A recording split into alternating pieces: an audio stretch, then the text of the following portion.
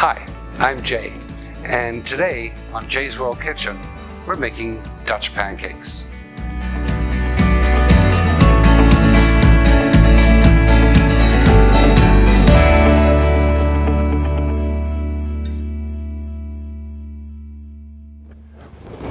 In my city, there is a Dutch pancake house that makes some amazing Dutch pancakes, and it's a typical Sunday morning thing to bundle up in the car, drive across the city, wait in line to go and get Dutch pancakes. And I thought to myself, sure, I can make those at home.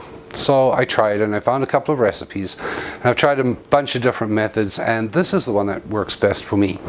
Pretty straightforward. We're going to make them on the stovetop, although there are a lot of recipes out there that use the oven.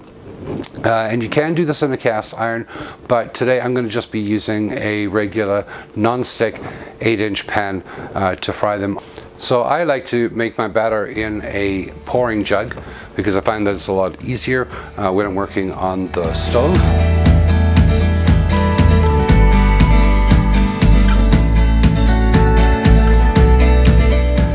For this recipe, you're going to use 6 eggs, a cup of flour, a cup of milk, 2 tablespoons of white sugar, and a pinch of salt.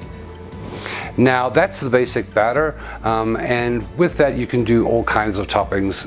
For me, I like for my breakfast some cheddar cheese, grated of course, and bacon bits, but you can actually top it with just about anything. You can do caramelized onions, you can do chocolate sauce and whipped cream and ice cream, and oh, that sounds really good.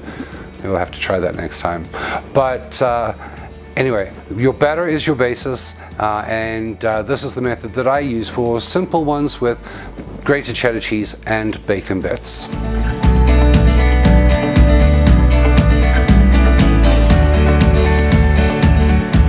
Going to melt some butter in the bottom of the pan. This is probably about 1 to 2 tablespoons worth of butter, and wait until that's good and melted. You want a medium heat. You don't want it to be too hot because you don't want to burn the cheddar, which is quite easy to do. And we're going to sprinkle some of our cheddar directly onto that melted butter.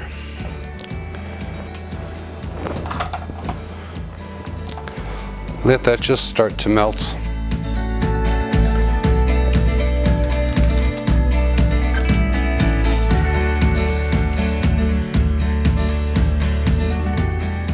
And I'm using bacon bits that I bought from Costco. I'm a big Costco shopper, but you can obviously use fresh bacon if you want to fry it up and chop it up fine. A little sprinkling of that, and just wait for that pan to just start to fry up a little bit.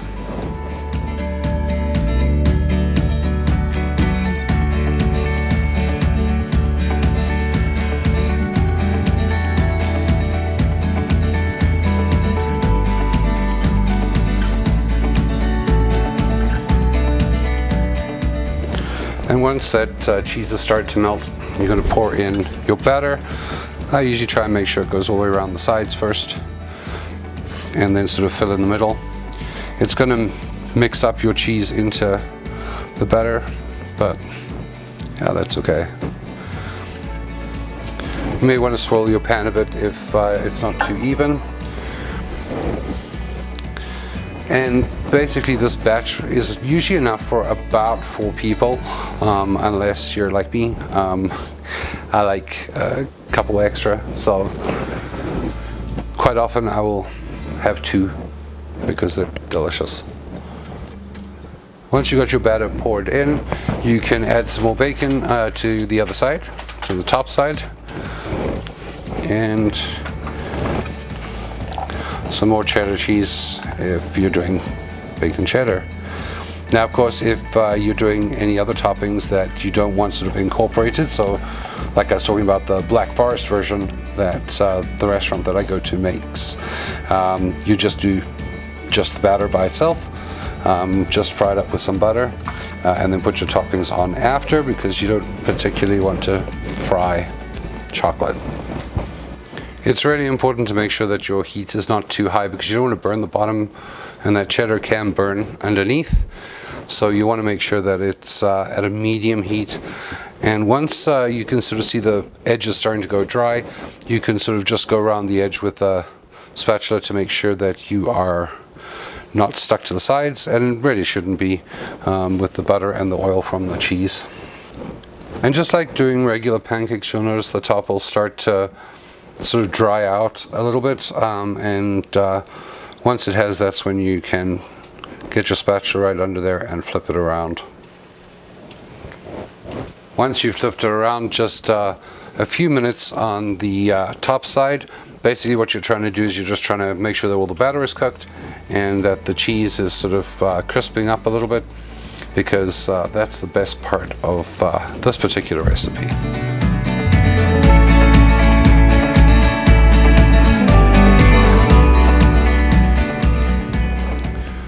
And when you're good to go, just flip it over onto a plate.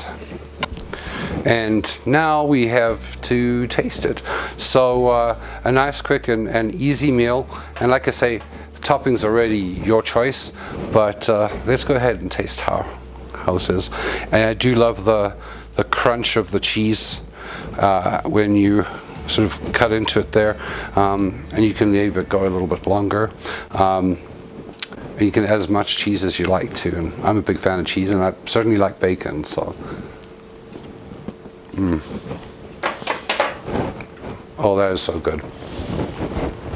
So there's a nice, quick, easy breakfast for you to try. And there you have it. Simple Dutch pancakes, quick and easy for breakfast meal, or lunch, or I guess for dessert too. Join us next time here on Jay's World Kitchen. Thanks for joining me. Please hit that subscribe button, and if you'd like to support this show and see more, please feel free to support my Patreon. That link is below in the comments, as is the recipe for today's dish. Until next time.